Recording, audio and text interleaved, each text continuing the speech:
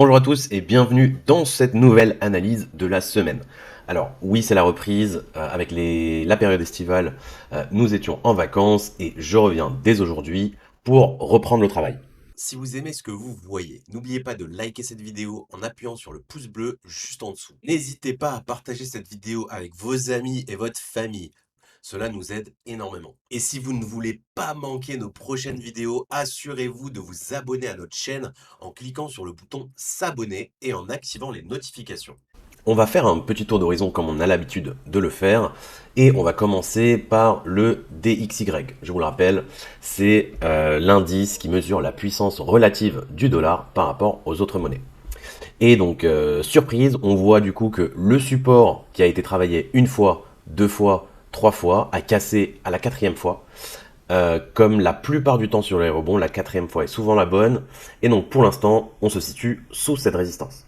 Ce qui veut dire que, logiquement, si le dollar baisse, ça profite aux actifs risqués comme les actions, les indices, les crypto-monnaies. Alors, euh, pour moi, cette cassure-là, elle est haussière sur les indices à première vue, voilà, techniquement parlant.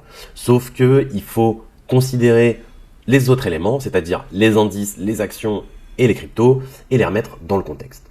Donc, pour moi, ce que j'attends de voir, c'est est-ce qu'on va s'installer durablement sous cette résistance, et donc trader, je sais pas, comme ça, et que la tendance baissière se poursuit. Ce qui, pour moi, n'est pas mon scénario numéro un. Au contraire, je pense que la probabilité d'un tel scénario est assez faible. Et par contre, le scénario 2, ce serait qu'en fait, ce piège soit juste un piège baissier et qu'en fait, le dollar remonte au-dessus de cette résistance des 101. Voilà, le niveau des 101 qui est un niveau extrêmement important techniquement parlant. Alors, donc pour ça, il va juste falloir attendre, laisser passer quelques semaines et voir ce qui va se passer. Sachant qu'une rupture haussière du dollar serait, entre guillemets, terrible pour les indices et les actions qui sont presque à leur plus haut. Et on va voir ça tout de suite. Alors, commençons par le S&P 500. Donc, on voit que le cycle haussier du S&P 500 est, comment dire, extrêmement entamé. C'est-à-dire que ce cycle haussier a commencé fin 2022, début 2023. On le voit ici à ce croisement sur le MACD et qu'en fait on tire, on tire, on tire. Ici on a juste rebondi en fait sur la courbe rouge et le cycle haussier en fait a continué. On n'a même pas ici fait de cycle baissier. Donc pour moi c'est un cycle qui s'épuise, on tend, voilà, on tire sur la corde mais il n'y a plus beaucoup de momentum. Voilà. Pour moi le momentum il est déjà au plafond et ce qu'on risque de faire en fait c'est de baisser. On voit d'ores et déjà des divergences pardon, sur le RSI. Donc on voit que les creux et sommets restaient descendants et avec la semaine qui n'est pas finie, je vous le rappelle, il faut attendre la clôture, reste flat. Alors qu'au contraire, les prix ont continué d'augmenter. Ce qui veut dire que malgré la montée des prix, il y a de moins en moins d'acheteurs et que le mouvement acheteur s'affaiblit. Et donc ça, après un certain nombre d'occurrences, généralement, il y a une baisse. Et ici, après un cycle haussier, on va avoir un cycle baissier et donc une baisse durant ce cycle baissier. Voilà. Moi personnellement, je vois pas comment on pourrait continuer à faire de nouveaux plus hauts. Voilà, dans ce contexte actuel. Au contraire, je pense qu'un retour sur le support des 4200, voilà, me paraît nécessaire. Sans forcément aller vraiment bien plus loin, mais la target des 4200 me semble largement atteignable et nécessaire, et donc on va l'identifier sur notre graphique comme étant la zone support. Voilà, ici, zone support que j'ai tracée avec les anciennes résistances, ici, ici, ici, et les anciens supports, voilà, que vous voyez ici. Je peux même l'amener jusqu'ici, voilà. Donc ici, on a notre zone support. Donc pour moi, sur le S&P 500, je privilégierais un range, voilà, à minima, sans prendre en compte voilà les news économiques, etc. Je vois pas du tout le prix s'extirper vers le haut, ni pour l'instant casser cette zone support. Donc un range ici sur le S&P 500. Alors passons au Nasdaq. Même constat sur le Nasdaq, on a un cycle haussier qui s'étire, qui est sur la fin. On voit ici le momentum. Alors, cet indicateur a été mis à jour hein, sur TradingView et donc maintenant vous avez des zones vertes qui signifient en fait des zones de surachat, voilà. et des zones rouges en dessous qui signifient des zones de survente. Donc on est en surachat clairement sur le RSI.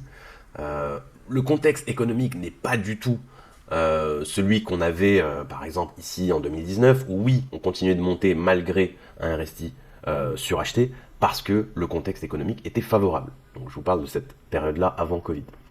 Ce qui n'est pas le cas aujourd'hui. On voit certains indicateurs macroéconomiques qui sont baissiers. Voilà. Et le contexte est globalement baissier.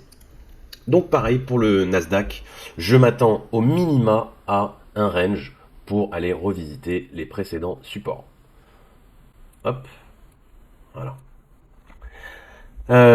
Et donc le scénario ici, voilà, au minima venir voir le support et faire un range, au pire casser des supports et baisser. Voilà. Pour l'instant, honnêtement, je privilégierais juste le range. Voilà. Bon, côté Dow Jones, il n'y a pas grand chose à dire, c'est flat depuis le début d'année. Voilà, je vais laisser le Dow Jones pour l'instant de côté.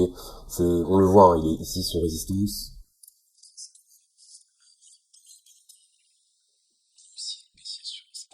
Pour l'instant.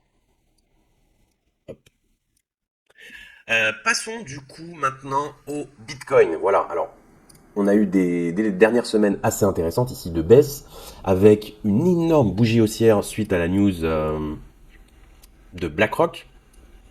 Donc pour moi, voilà, on est encore sous cette fameuse résistance des 32 000. C'est une énorme résistance. Je vous rappelle, cette zone-là des 32 000 a fait office de support pendant tout le bull market en 2021. C'est une énorme résistance.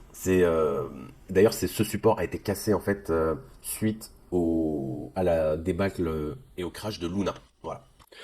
Donc voilà, je vous laisse apprécier le catalyseur qu'il a fallu pour casser cette zone. Et donc, à mon humble avis, il va falloir un même catalyseur, mais cette fois-ci haussier, pour casser cette zone-là. Je vois bien hein, que sur Bitcoin, que les baisses sont inefficaces. Hein. À chaque fois, le prix revient sur cette zone-là. Donc, j'exclurai pas du tout le fait qu'on puisse avoir un mouvement haussier pour aller voir directement la grosse résistance des 35 000. Voilà. Qui sera rejeté à minima sur la zone des 32 et potentiellement commencer cette zone de range très ennuyante avant que le marché choisisse la direction. Voilà. Donc pour l'instant, moi mon scénario, pareil, c'est potentiellement une cassure de résistance, voire un range sur les cryptos, potentiellement une cassure de résistance avec un rejet de celle-ci et une cassure de cette zone, qui entamerait du coup un scénario baissier. Pour l'instant, je préfère ne pas me prononcer, même si j'ai une légère préférence pour ce scénario 2, étant donné que les indices sont sur leur sommet et le jour où le S&P 500 et le Nasdaq vont commencer à baisser, le Bitcoin va clairement baisser et beaucoup plus fort. Voilà pour le Bitcoin. Ethereum, c'est à peu près la même chose. Après, il y a quelques altcoins, mais globalement, honnêtement, il n'y a pas grand-chose à dire. Matic, la dernière fois qu'on avait discuté de Matic, il me semble que c'était mi-juin ici, où je vous avais dit qu'on avait atteint tous nos objectifs baissiers et qu'on n'avait plus de position short sur les marchés. Ça n'a pas changé. Je vois donc ces bougies qui reviennent sur cette zone de cassure. Bon, pour l'instant, voilà, moi ça me donne pas forcément envie de me positionner ni à l'achat ni à la vente. Je vois bien ici que le cycle baissier est sur sa fin, qu'on va potentiellement entamer sur un cycle haussier. Mais au vu de la conjoncture économique et du Bitcoin sur résistance, ça m'intéresse pas de me positionner à l'achat sur Matic. Voilà, je préfère continuer de profiter de la période estivale. Comme d'habitude, il n'y a pas grand chose à faire hein, sur les marchés l'été et les gros mouvements vont arriver à partir de mi-août, fin août, début septembre. Voilà, j'espère que ça vous a plu et je vous souhaite une très bonne semaine. À bientôt. Si vous souhaitez recevoir encore plus de contenu gratuitement et être connecté à notre communauté, rejoignez notre groupe Telegram. Vous y trouverez des exclusivités, des analyses de marché et bien plus encore.